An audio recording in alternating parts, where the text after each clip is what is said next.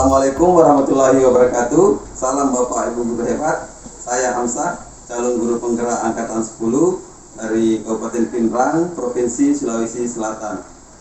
Baik, di sini saya akan melakukan kegiatan observasi terkait aksi nyata di modul 2.3 coaching untuk supervisi akademik. Bersama saya di sini adalah Ibu Jirhana. Beliau adalah salah satu rekan sejawat ya di SMA Muhammadiyah Pinrang. Beliau adalah guru mata pelajaran PKN-nya. Oke, baik. Kita langsung saja ke tahap praobservasi. Assalamualaikum warahmatullahi wabarakatuh, Ibu Jirhana. Waalaikumsalam warahmatullahi wabarakatuh, Pak. Bagaimana kabar hari ini, Ibu? Alhamdulillah baik, Pak. Alhamdulillah.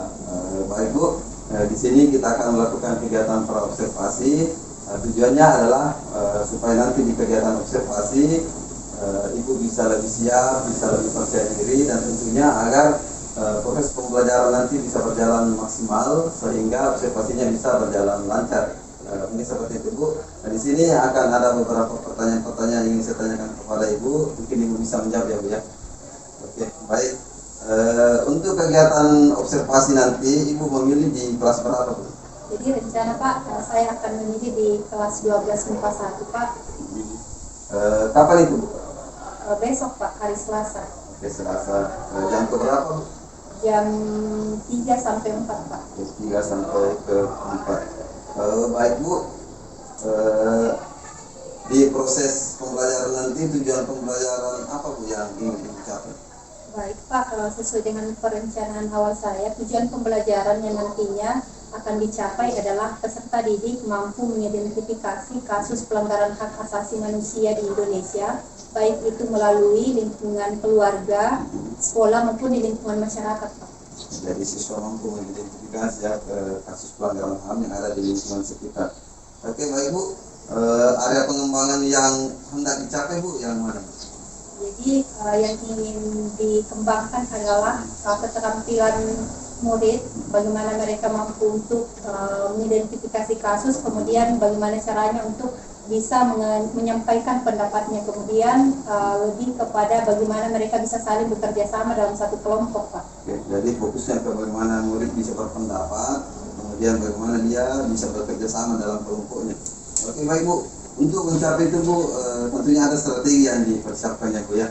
Ibu gunakan metode pembelajaran apa, Bu, untuk kegiatan nanti? Jadi metode yang akan saya gunakan adalah problem based learning atau pemecahan masalah, Pak. Okay. Karena memang sesuai dengan materi yang akan saya angkat mengenai permasalahan yang terjadi di lingkungan sekitar. Jadi saya rasa itu lebih tepat, Pak. Oke, berarti menggunakan problem based learning ya, pemecahan masalah. Baik, Bu. Selain itu, selain metode, adakah strategi lain yang digunakan untuk kegiatan observasi nanti atau kegiatan pembelajaran nanti? Iya, Pak. Jadi saya akan menggunakan pendekatan berdiferensiasi konten dan proses juga, Pak. Oke, berarti menggunakan pendekatan berdiferensiasi, Bu ya, fokusnya ke konten dan proses. Nah, kalau untuk berdiferensiasi konten, Ibu, persiapannya seperti apa, Bu? Jadi persiapannya berdiferensiasi konten itu, Pak, saya sudah menyiapkan artikel, kemudian video, LKPD, kemudian slide PowerPoint yang memungkinkan peserta didik lebih terbantu sesuai dengan minat belajar yang akan saya kelompokkan besok, Pak, sesuai dengan minat belajar. Berarti Ibu mempersiapkan media atau sumber pembelajaran itu sesuai dengan minat dan gaya belajar murid. Ya, baik, Bu. Kalau untuk yang berdiferensiasi proses yang seperti apa, Bu, ini? Jadi yang berdiferensiasi proses, Pak, sesuai dengan rencana saya, sesuai dengan minat belajar siswa, saya akan membagi kelompok.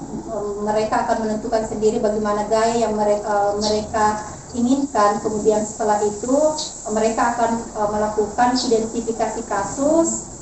Kemudian dalam identifikasi itu tentunya mereka akan saling menyampaikan pendapat.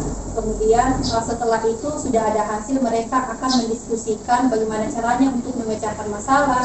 Kemudian bagaimana kasus itu bisa diselesaikan, baik itu melalui hukum atau dari siswa sendiri yang mungkin bisa menyampaikan pendapatnya terkait dengan persoalan itu, Pak. Baik, berarti nanti prosesnya fokusnya ke bagaimana pembagian kelompok, kemudian ada diskusi ya, Bu ya, kemudian bagaimana setelah diskusi ada semacam presentasi mungkin Bu ya. Baik Bu. Kemudian pertanyaan terakhir nih Bu ya. Untuk kegiatan besok, untuk kegiatan observasi besok, bagaimana sistem penilaian atau asesmen yang Ibu gunakan? Jadi asesmen atau penilaiannya Pak yang akan saya gunakan tentunya penilaian tertulis ya Pak.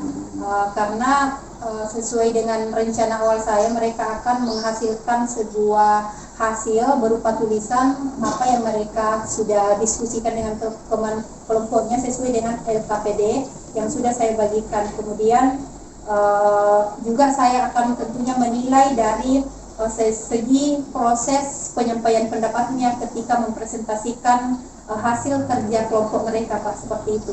Berarti untuk asesmennya nanti ada asesmen tertulis dari hasil yang tertulis di LKPD, terus Ibu juga melakukan observasi ya Bu ya, dari proses kerja kelompok itu mungkin ya Bu ya. Oke baik, sekian Bu untuk kegiatan observasi kita. Mudah-mudahan kegiatan besok bisa berjalan sesuai dengan rencana, proses pembelajaran bisa berjalan maksimal dan observasinya bisa berjalan lancar. Oke, baik, itulah tadi sesi tanya jawab kegiatan praobservasi dengan Ibu Kirana.